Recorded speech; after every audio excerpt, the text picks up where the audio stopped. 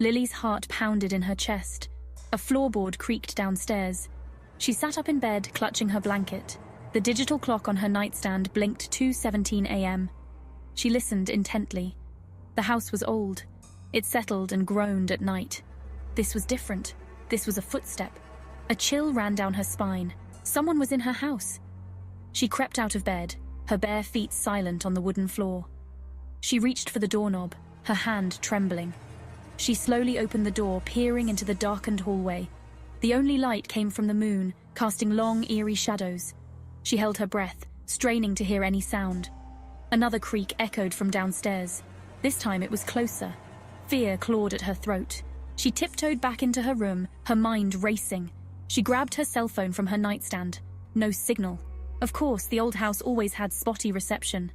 She fumbled for her baseball bat, gripping it tightly. She had to get out of the house. She had to call for help.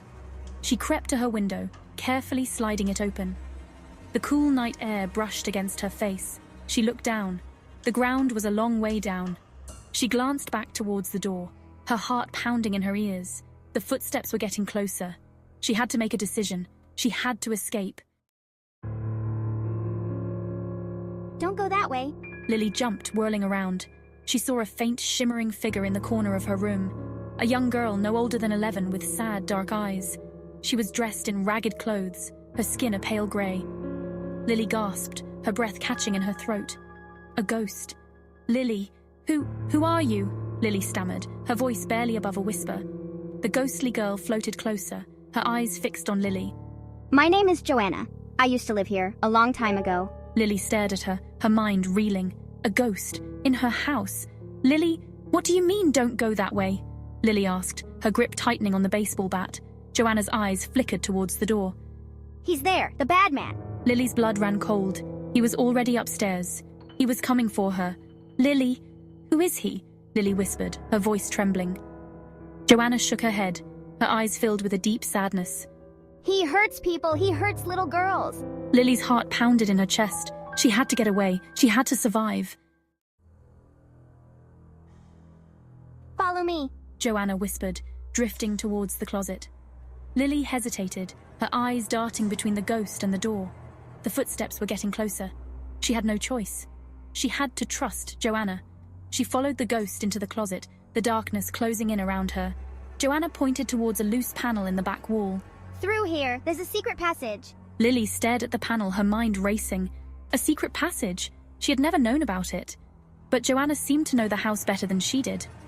Lily pushed on the panel and it swung open, revealing a narrow, dark passageway. Hurry, he's coming. Lily squeezed through the opening, Joanna floating behind her. The passage was dark and dusty, but Lily could hear Joanna's whispers guiding her. Left, then right, now straight ahead. Lily stumbled through the darkness, her heart pounding in her ears. The footsteps were getting closer. He was right behind them. She had to keep moving. She had to escape. Joanna led Lily to a small, hidden room. We can hide here for a while, she whispered. But he'll find us eventually. Lily looked around the room. It was dusty and filled with old furniture. We need to find a way to stop him, Lily said, her voice determined. Joanna's eyes lit up. There are things we can use, she whispered. Traps, weapons. She pointed towards a pile of old tools in the corner. My papa used these, she whispered. He was a carpenter. Lily's mind raced. She could use these tools to her advantage. They set to work, Joanna guiding Lily's hands. They rigged a tripwire across the doorway, connected to a bucket of paint. They sharpened a rusty saw, turning it into a makeshift weapon. They gathered loose floorboards, creating a slippery trap. They worked quickly, their movements silent and efficient. He's coming back, Joanna whispered, her voice urgent. Lily gripped the saw tightly, her heart pounding in her chest. They hid behind the overturned furniture, waiting. The footsteps grew louder. He was almost there. It was time to fight back.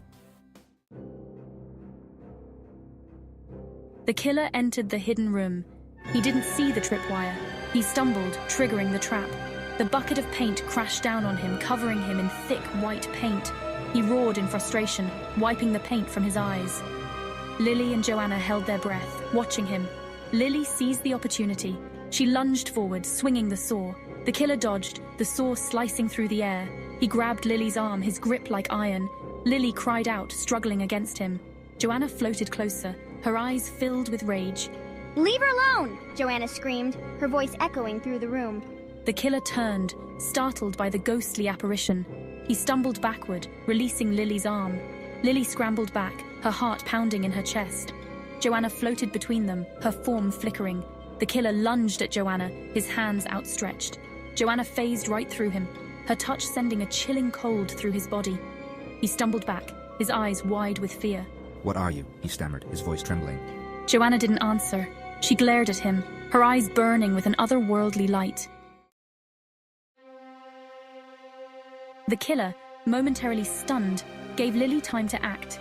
She grabbed a heavy wooden chair and swung it with all her might. The chair connected with the killer's head, sending him crashing to the floor.